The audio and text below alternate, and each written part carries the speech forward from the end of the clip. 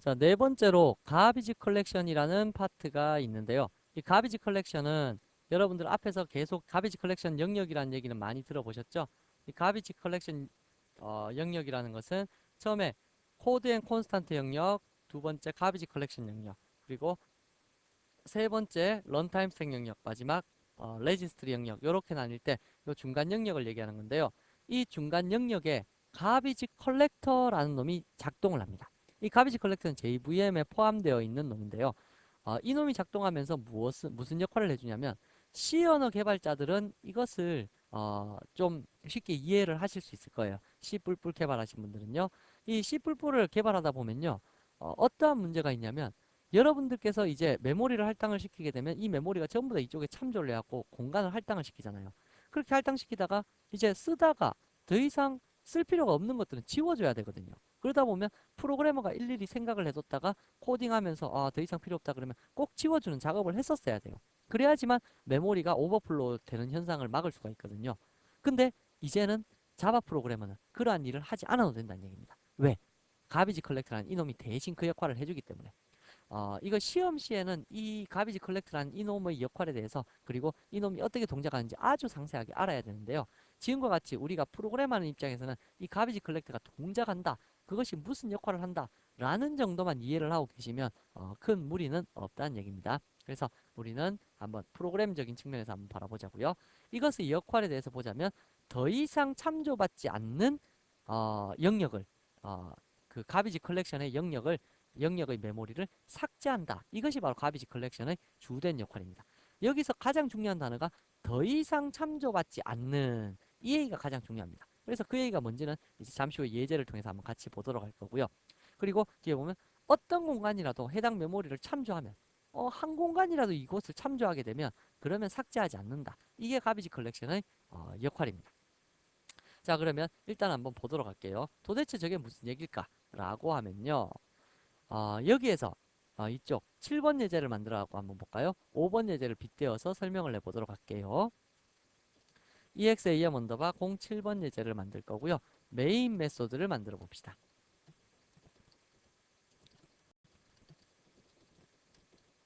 자, 다음과 같이 만들어져 있을 때 여러분들께서 exam 언더바 05번에 대한 객체를 하나 생성을 시켰다고 가정을 합시다.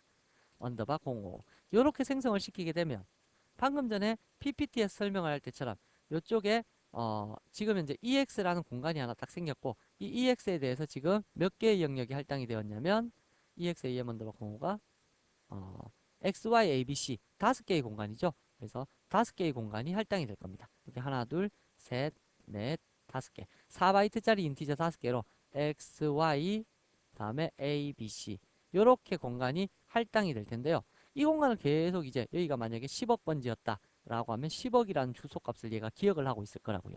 이렇게 기억하고 있다가 사용을 해요. 요 아래쪽에서 system.out.println ex의 뭐 a는 ex의 a 뭐 이러한 식으로 사용을 했다라고 가정을 합시다. 이렇게 계속 사용해서 출력을 하다가 만약에 이제 ex를 다 썼어요. 더 이상 쓸 필요가 없습니다. 그렇더라면 ex에 널 값을 넣어줄 수 있거든요. 널 값을 넣어주면 어떠한 현상이 발생하게 될까요? 그러면 여기에 10억 번지를 기억하고 있다가 여기가 널이 돼버렸어요. 여기가 널. 그러면 이 10억 번지에 있던 이 데이터는 어떻게 될까요? 이 데이터는 더 이상 참조를 받는 공간이 없죠. 자기 혼자 홀로 남아버리잖아요. 이렇게 남아버리게 되면 누가 동작을 하게 되냐면 가비지 컬렉터가 시험시험 동작을 합니다. 이거는 최하위 스레드로서 자기가 스스로 그냥 동작합니다. 메모리가 요 밑에 보시면 로 메모리 상태일 때 최하위 스레드로 동작한다 라고 되어 있는데 우리가 사용자가 system.gc라는 이러한 메소드를 호출해서 호출을 할 수는 있습니다. 그러나 이 호출 자체는요 거의 의미가 없다고 보셔도 좋습니다. 무슨 얘기냐면 제가 친구한테 야 1,000원만 빌려줘 이렇게 얘기했는데 1,000원을 빌려주고 안 빌려주고는 누구의 의지입니까? 당연히 친구의 의지죠. 친구가 빌려주고 싶으면 빌려줄 거고 그렇지 않으면 안 빌려줄 겁니다. 그렇더라면 이것도 마찬가지입니다. 제가 시스템한테 가비지 컬렉터한테 야 가비지 컬렉터 한번 싹 훑어갖고 가비지 컬렉션 영역 한번 훑어서 필요 없는 메모리 좀 지워줘 라고 요구를 했는데 가비지 컬렉터 요 자체가 판단하기를 지금은 뭐 돌 필요 없어 라고 생각하면 호출 안 될 수도 있습니다.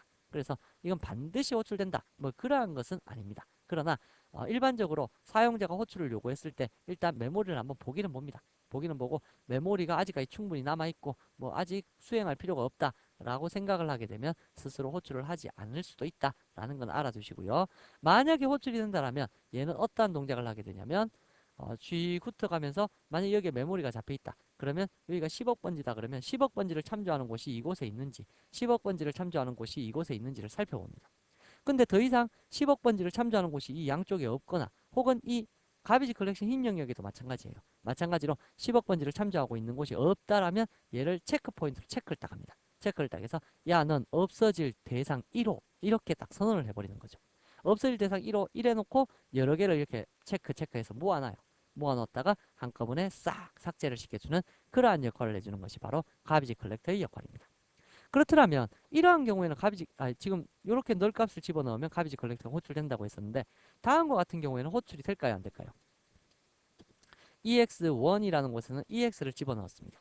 그리고 나서 여기에 EX에다가 널 값을 집어넣었어요. 자, 이러한 경우에는 가비지 컬렉터가 호출이 될까요 안 될까요? 자, 보시면 EX 요거에 의해서 메모리가 할당되게 되면 다음과 같이 세로 그릴까요?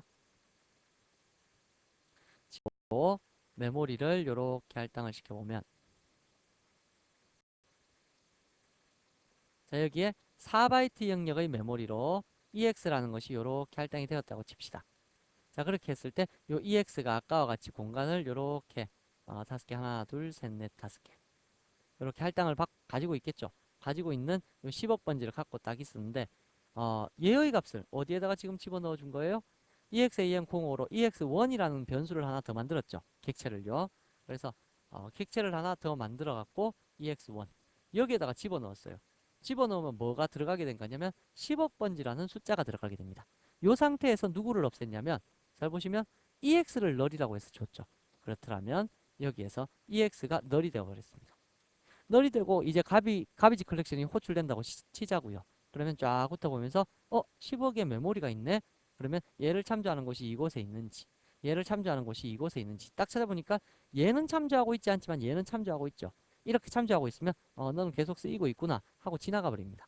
이러한 식으로 한 곳이라도 참조하는 곳이 존재한다. 이러면 가비지 컬렉터는 호출되지 않습니다. 그래서 이렇게 대입되어 있는 것이 있는지 보고 그리고 나서 막 쓰다가 EX1도 비로소 널이 될 때 이렇게 EX1도 널이 되어 버리면 어떻게 될까요?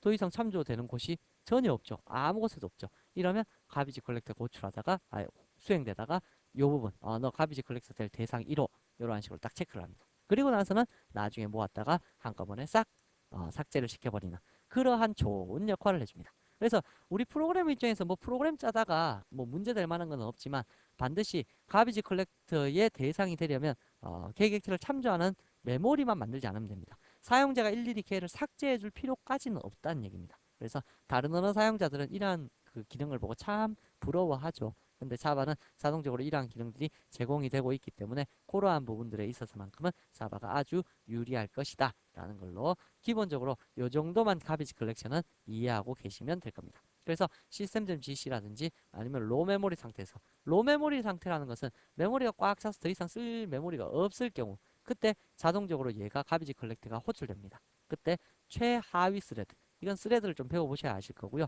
최하위 스레드로서 동작하는 것이 가비지 컬렉션이다 라는 거 잘 알아두시기 바랍니다.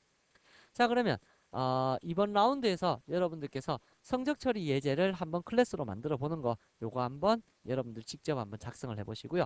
역시 친구 정보 관리를 예제로 해갖고 만드는 거 요거 라운드 마무리 예제로 들어 있으니까 한번 작성을 해 보시기 바랍니다. 여기에서 가장 중요한 내용은 뭐였냐면요. 클래스 속에 포함되어 있는 멤버가 뭔지 그리고 클래스를 호출하기 위해서 객체는 어떻게 만들어서 어떻게 호출하는지 그리고 그렇게 호출할 때 생성자라는 영역이 있는데 생성자가 뭐 하는 놈인지 그 정도만 잘 알아두시고요. 가비지 컬렉션에 의해서 모든 객체는 쓸모없는 객체들은 다 소멸된다 라는 것까지를 여기의 내용으로 한번 살펴보았습니다.